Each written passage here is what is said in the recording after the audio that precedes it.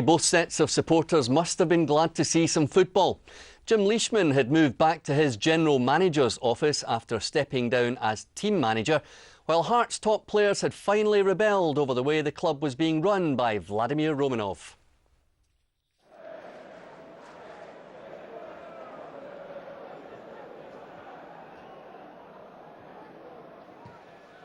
McCunney, good pass for Mark Burchill. Holding off Christophe Berra, trying to cut it back for Stephen Simmons. What an effort and what a save by Craig Gordon, quite outstanding. Superb save from Scotland's number one. Well, if anyone's concentration is wavering here based on what's happened in the last couple of days, he is fully focused, a top stop to deny Simmons. An unchallenged header away by Shields, flicked on by Burchill, back it comes from Presley. And Paul Hartley almost in, and the ball almost in, the back heel, and Andreas Velička opens the scoring for Hearts. Well, it may have been farce at Tynecastle and at Riccarton in the last couple of days, but that was a comedy of errors in the Dunfermline defence there, when a long hopeful ball into the box should have been dealt with and wasn't. And Hartley set up Velička, the scorer of 2 in the derby, for his third Hearts goal. It's 1-0 for the home team, 12 minutes in. Nielsen's long throw, Bednar's header just wide. A good effort that. Dunfermline knew it was coming, but still struggled to deal with it. The gentlest of head flicks from Bednar, and it wasn't too far off target. Hartley with the free kick, chested down by Nielsen.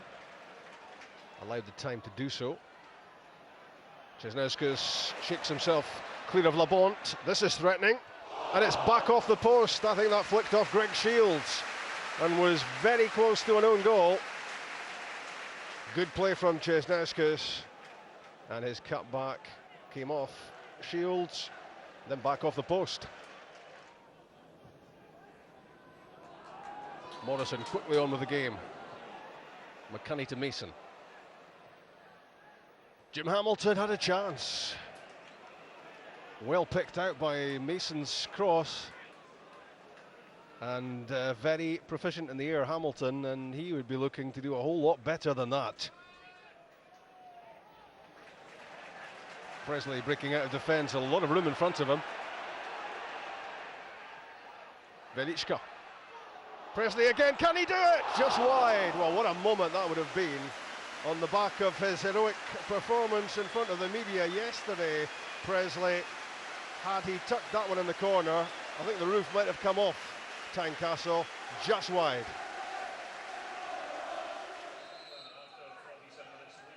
Morrison's corner, and a free header. And Dunfermline have squared the game. Craig Gordon reckons an arm was used, and he's come rushing out of his area to remonstrate with Brian Winter and with the assistant referee on the far side as well. And it's a booking for goalkeeper Gordon, and he seems convinced that there was an arm used to put that in the back of the net. It was Jim Hamilton who bundled it in for his first goal for Dunfermline. 3 minutes into the second half, it's 1-1, and a controversial equaliser, to say the least. Hartley to deliver, not one of his better ones. Gary Mason cleared.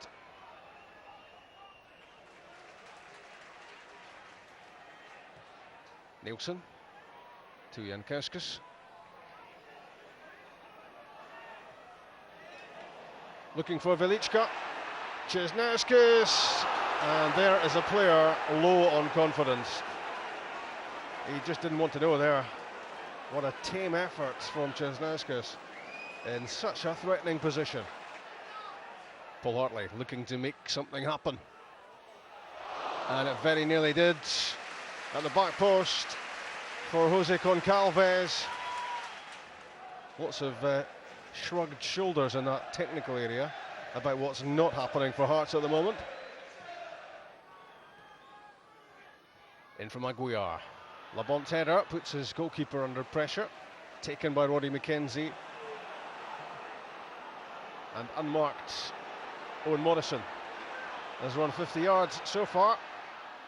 And what a chance here for Mark Burchill. And he fires it wide. What an opportunity to win the game for Dunfermline. Mark Burchill, normally such a deadly finisher, but back after a long injury absence, fails to take that chance. Well set up by Morrison, and that could so easily have been 2-1 Dunfermline. Goncalves. Pinball, and Paul Hartley's effort goes wide, but it was deflected on its way.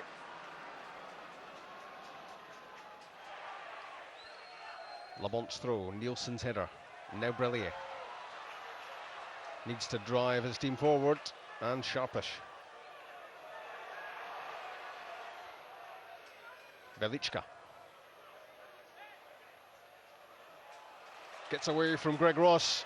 Could be the last chance for Hearts. It's Robbie Nielsen, and it's headed off the line by Andy Todd. What a hero he's been for Dunfermline in this second half. But he's the villain of the piece as far as Hearts are concerned. Just when Nielsen was hoping he'd made it 2-1 right at the death, it's Todd to the rescue for Dunfermline.